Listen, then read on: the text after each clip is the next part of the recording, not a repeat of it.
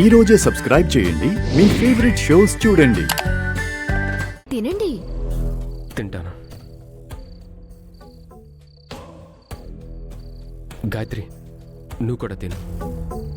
నేను తింటాను, ముందు మీరు తినండి.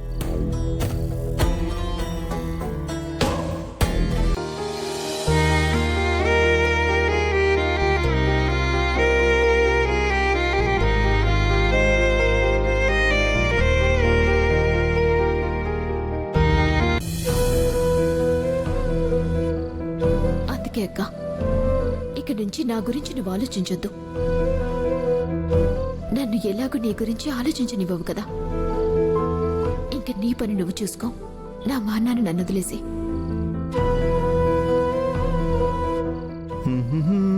హాయ్ సుందరి.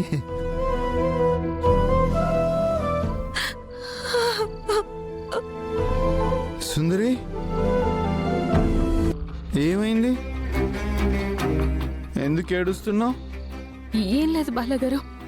గాయత్రి నిన్ను ఏమైనా అనిందా?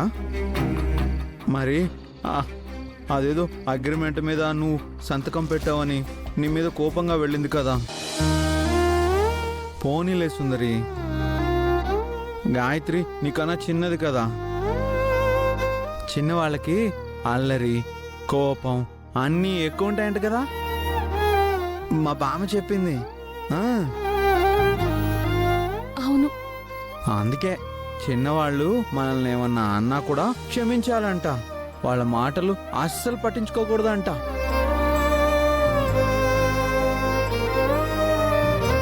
నేను గాయత్రిని అర్థం చేసుకున్నాను బాలాగారు.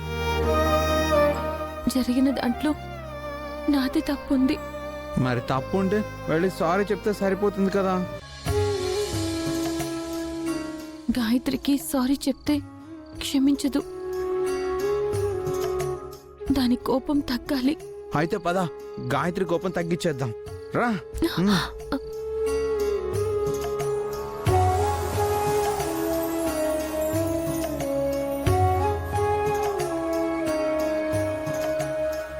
అసలు అనంతే బాలా విషయంలో మాకంటే జాగ్రత్తగా ఉంటాడు. అలాంటిది అనంత్ తన భార్యను అంతలా నమ్ముతున్నాడంటే నా కోడలు ఏ తప్పు చేసుండదు. నేను నా కొడుక్కి దూరంగా ఉండలేను.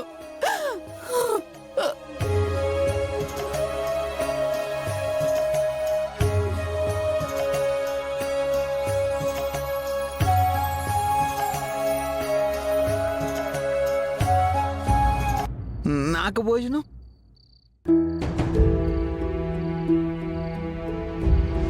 అన్నయ్య, గాయత్రి ఆకలిగా ఉంది, భోజనం పెట్టు. గాయత్రి ప్లేట్ తీసుకురా. ఒక నిమిషం బావగారు.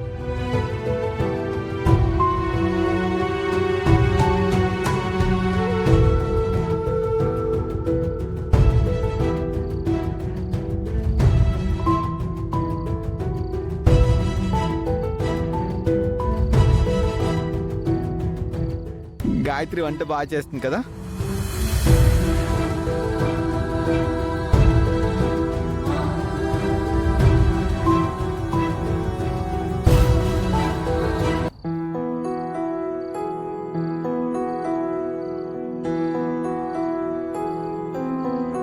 నాకు కూడా భోజనం పెట్టవే.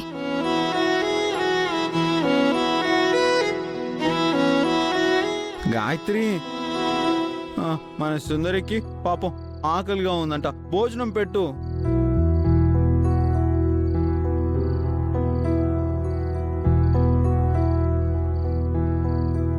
ప్లీజ్ గాయత్రి, ఈ అక్కని క్షమించి అన్నం పెట్టవే. పెట్టు గాయత్రి.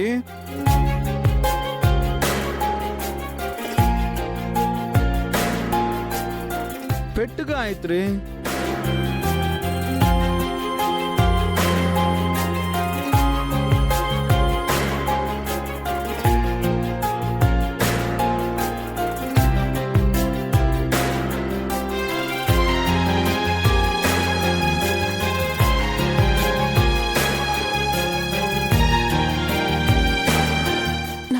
ఆకలిగా ఉందమ్మా.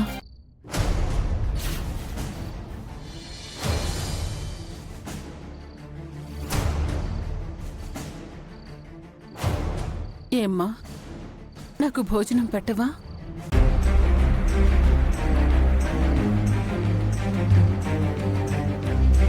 క్షమించండి అత్తయ్య గారు. నేనే నీకు క్షమాపణ చెప్పాలమ్మా.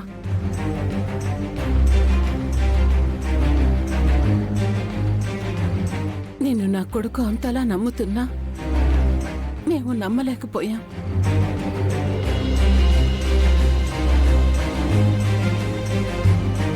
నిన్ను దారుణంగా అవమానించి నిన్ను వాణ్ణి ఈ అవుట్ హౌస్ కి గెంటేశాం.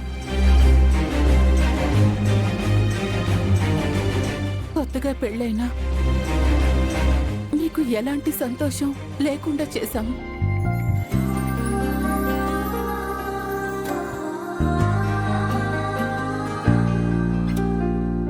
మామ్, నువ్వు అర్థం చేసుకున్నావు, మాకంతే చాలు.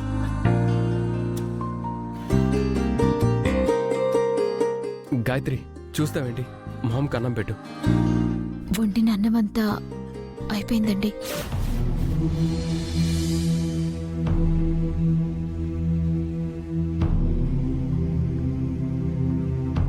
ఏం పర్లేదులే గాయత్రి, మేము మా అమ్మకి తినిపిస్తాం.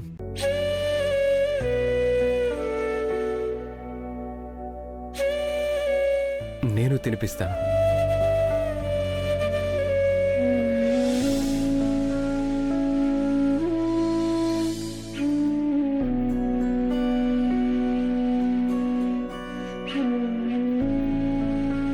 అమ్మా,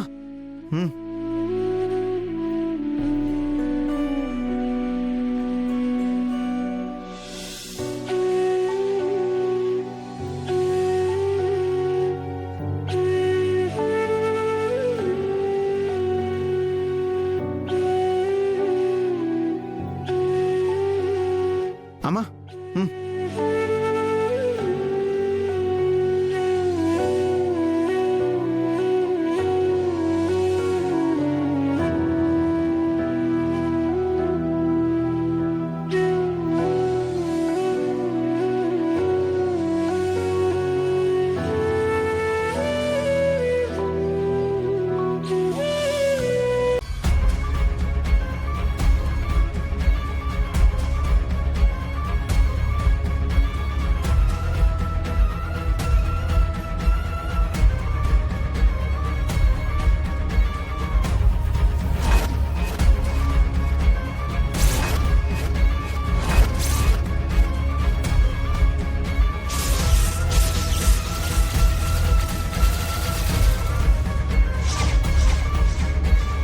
బాలా,